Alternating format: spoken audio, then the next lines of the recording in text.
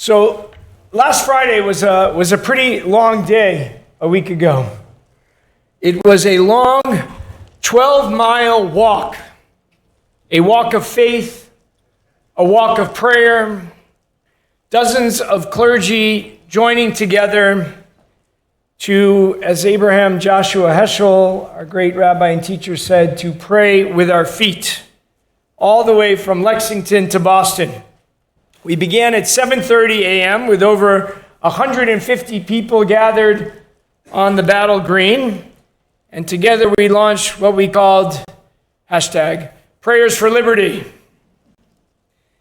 an interfaith march really for the most basic rights in our country, as I talked about a more perfect union a moment ago, right? Cross-partisan, basic rights, due process, the rule of law, equal justice, really the bedrock of our democracy.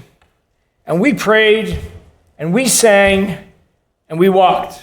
We paused a few times, Arlington Center, Cambridge Common. Each time more supporters and clergy joined us, some wearing their colonial garb, which it turns out it's not easy to march in colonial garb, in case anyone is wondering. Some dressed up as Lady Liberty, including two of our own members.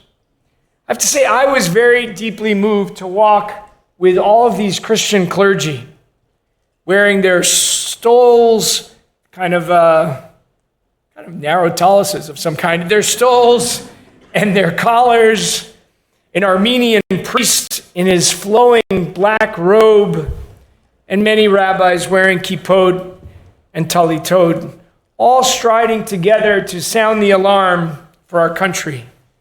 As we builded a reverse Paul Revere, not a midnight ride, but a morning march. People of every background, races, faiths, gender identities, and orientations all moved through the streets, sounding the trumpet of justice and singing and dancing to Siyahamba. We are marching in the light of God. We are marching in the light of God. Anyone know it? We are marching in the light of God. We are marching in the light of God. After crossing the Longfellow Bridge, which I don't know how many people have ever walked across, but it's really fun. We got all the way to Boston Common, and we were heading to the Martin Luther King Embrace statue, a really beautiful statue. And about just a third of the mile away, after this gorgeous day, the skies opened. Thunder, lightning, and this sudden downpour. And our very hopeful march was interrupted by this storm. As I stopped, trying to figure out what to do, it felt a little bit symbolic.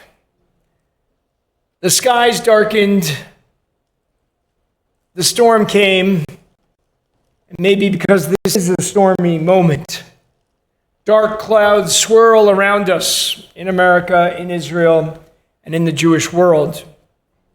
As I said, in our own country, foundational norms are under attack. And this march was really about protecting people, which we as Jews know is actually about protecting ourselves as well. These people might be people we totally disagree with. But at the end of the day, everyone deserves due process, a day in court before they're detained and deported. We see escalating assaults on immigrants and asylum seekers. Our community has done this amazing work, led by Lester Blumberg and Julie Greenberg and Rabbi Willis, of supporting and sponsoring a Haitian family. Many of you are involved in helping them on a personal level. And now we have to ask, what will happen to them? Beyond our borders, the war in Israel rages on, and the hostages are still not home. This week I called up a couple of reservists in Israel, and they just were absolutely exhausted. And they said they weren't sure what are the objectives of this war. And of course, we have this absolutely devastating situation for so many innocent Palestinians facing hunger and despair. The suffering cries out all around us. And then we have ourselves. We Jews feel rising fear. A couple of weeks ago, as we all know, Yaron Lischinski and Sarah Milgram murdered outside of the Jewish Museum in D.C. simply for being Jewish Israeli, for being part of a Jewish event whose goal was to bring peace and food to the people of Gaza. The man chanting, "Free, free Palestine." We, of course, continue to send our condolences to their families. We remember that hateful words can easily turn deadly. On campuses, chants like "Globalize the Intifada," they're not merely slogans, but they become threats. And of course, this incident reminds us that the epidemic of gun violence, which we remember on this Shabbat, is very, very real. And then, of course, this week, a new horror. This man in Boulder setting Jews on fire as they walked in solidarity through the hostages. We send a prayer of healing to those wounded, and especially to Barbara Bandler Steinmetz, 88 years old, a Holocaust survivor who remains in critical condition. So yes, we can be afraid, and rightly so. I wasn't planning on wearing my kippah to an upcoming trip to Europe that we have because I thought about all the anti-Semitism there. Now I have to stop a little bit and think about where I wear my kippah here. A student this week in our conversion program shared with me that they're realizing, what does it mean to join a people? What does it mean to join a people hated and persecuted for not just thousands of years in history, but really now today, right in front of us? And then we have this absurdity of political leaders weaponizing that hate for their own gain. And yet I have to hold on to the good. One thing really stayed with me from the march was that I actually felt totally safe 12 miles in my kippah and talis because I had all these Christian clergy around me. I felt the presence brought me protection. Their solidarity was shelter. And that's why those interfaith connections are not just meaningful and moral and important. They are actually for our own personal benefit. Tomorrow we'll have the Run for Our Lives hostage walk in Lexington, as we've had now for almost 90 weeks. On Sunday, it'll be at 5 p.m. tomorrow. There'll be vastly increased police presence. And if there was a week to show up, this would be the week to show up. So I take all of that, all of these storm clouds around me, and I open up the Parashat. And I look for words of solace, for insights. Now, as Bailey introduced it, this is a Parsha with a lot of things. And some of them are not exactly ones that grab you and you're like, yes, that's going to help us. The laws of purity, the false oaths, the strange ritual of the sota, the woman who's suspected of adultery, the Nazarite, the person who separates themselves from the world pleasures for a period of holiness. I kept turning the pages, searching for glimmers of hope. But those glimmers of light shine through. One of them is the Birkat Kohanim, which Bailey so beautifully explicated. Divine blessing flowing down to the people, to all of us. And then I got to the last verse of the Parsha. One that I really haven't stopped on. Uvevo Moshe el Ohel Moed ledaber ito v'yishma et hakol. When Moses went into the tent of meeting to speak with God, he would hear the voice.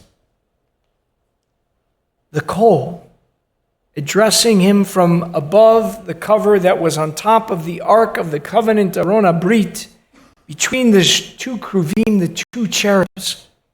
And thus God spoke to Moses. Moshe hears something really intense. This coal, this voice. It's not the same coal, even though it's mentioned at Sinai. It's not the same thunderous and overwhelming sound.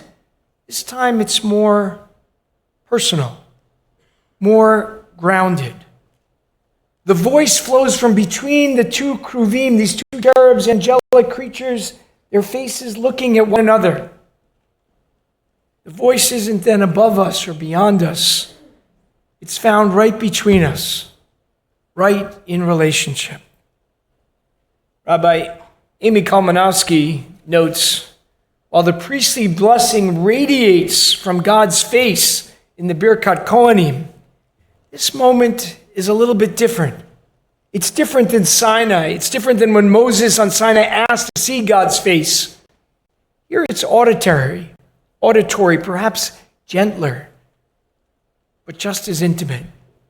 The voice enters into Moshe's ears and then into his heart. I have to say that's what I felt on the march. God's voice in the songs, in the prayers, and the footsteps beside mine. The coal wasn't distant, it was moving through us.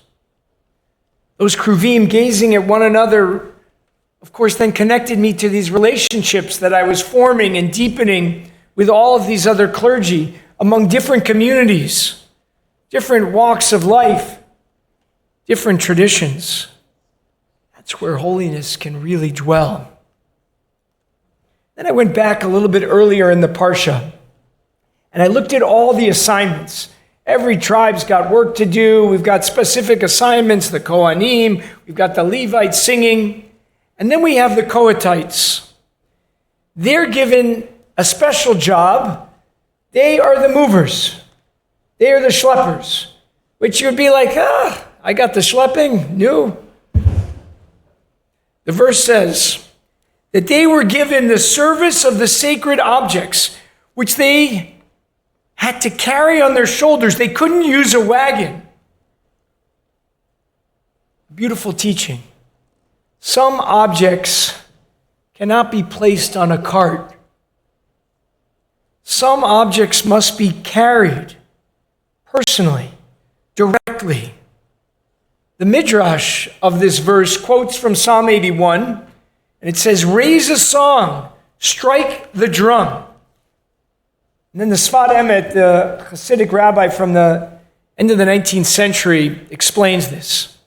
He says, when we carry burdens and really carry them, then we're lifted up. We sing. He writes, quote, "The weight lifts us. True service fills a person with light and with joy." And that's what last Friday felt like.